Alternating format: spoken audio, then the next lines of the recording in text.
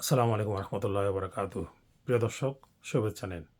এতদিন যারা বিএনপির স্থায়ী কমিটির সদস্য জনাব সালাউদ্দিন আহমেদকে নিয়ে কুৎসা রটিয়েছেন যে উনি ভারতের সাথে আঁতাত করেছে, আওয়ামী লীগের সাথে উনি দালালি করছে, আজকে উনি সাহসিকতার পরিচয় দিয়ে এই প্রথম কোনো বড় রাজনীতিবিদ, একটি দলের, বিএনপির মতো একটি দলের বড় রাজনীতিবিদ, স্থায়ী কমিটির সদস্য, প্রথম শ্রেণীর নেতা, উনি আওয়ামী লীগের মতো একটি দলের বিরুদ্ধে এবং আওয়ামী লীগের প্রধান স্বরাষ্ট্রমন্ত্রী তৎকালীন ওনার যে গুম এবং অপহরণের ঘটনা, এই ঘটনার বিরুদ্ধে উনি মামলা করলেন নিজের সশরীরে আদালতে হাজির হয়ে। এই পর্যন্ত আমরা অন্য কোনো দলকে এরকম একটি সাহসী কাজ করতে দেখি নাই, কিন্তু অথচ ওনার মতো থেকে নেতাকে নিয়ে সোশ্যাল মিডিয়াতে যারা এতদিন বিশ্রী মন্তব্য এবং তির্যক সমালোচনা করেছেন, ওনার চরিত্র হননের চেষ্টা করেছেন, তাদের উদ্দেশ্যে বলবো যে কারো সম্পর্কে না জেনে এইভাবে আপনাদের ঢালাও মন গড়া এবং আবেগ প্রসূত হয়ে বিবেক বিবর্জিত কথাবার্তা বলে মানুষকে ছোট করা, খাটো করা যে প্রবণতা, আমরা বাঙালি জাতি হিসাবে আমাদের বোধোদয়, আমাদের শুভবুদ্ধি কবে উদয় হবে।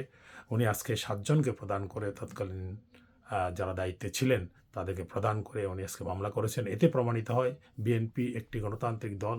এরা ব্যাকফুটে, পিছনের দরজা এবং আঁতাত এরা জানে না। তারই ধারাবাহিকতায় দেশনেত্রী বেগম খালেদা জিয়া আপসহীন নেতা এবং তারেক রহমান তারুণ্যের প্রতীক আগামী রাজনীতির কর্ণধারে রূপান্তরিত হয়েছেন। শুধু এই দৃঢ়চেতা, সাহসিকতা এবং বলিষ্ঠ নেতৃত্ব এবং কারো সাথে গোপন আঁতাত এবং ক্ষমতা যাওয়ার যে হীন মানসিকতা, গোপন চুক্তি এবং লিয়াজুর মাধ্যমে এটা বিএনপিতে নেই, আরেকবার প্রমাণ হলো। তাই আমরা বলবো, আগামীতে আমরা যে কথাই বলি, যা সমালোচনা করি না কেন, আমরা যেন সতর্কতার সাথে করি। যেহেতু সালাউদ্দিন আহমেদ একজন প্রবীণ রাজনীতিবিদ এবং বিএনপির মুখপাত্র হিসাবে সালাউদ্দিন আহমেদকে সেদিন অনেকটা সেক্রেটারি পোস্ট উনি বিলং করা অবস্থায় যখন উনি স্পিচ দিচ্ছিলেন, তখনই ওনাকে গুম করে দেওয়া হয়েছে, ওনাকে অপহরণ করা হয়েছে। আজকে একটু বিলম্ব হয়েছে, বিলম্ব যে কোনো কারণে হতে পারে, কিন্তু উনি তো সাহসিকতার পরিচয় সমস্ত সমালোচকের মুখে চুনকালি দিয়ে উনি আজকে প্রমাণ করেছেন যে বিএনপির কোনো নেতা কর্মী অতীতেও কারোর সাথে আঁতাত বা গোপন ষড়যন্ত্রে লিপ্ত ছিল না এবং ভবিষ্যতেও নাই। এই ব্যাপারে আপনারা বিএনপির উপরে আস্থা রাখতে পারেন। এই ব্যাপারে আপনাদের দর্শক হিসাবে যদি কোনো মতামত থাকে জানাতে পারেন।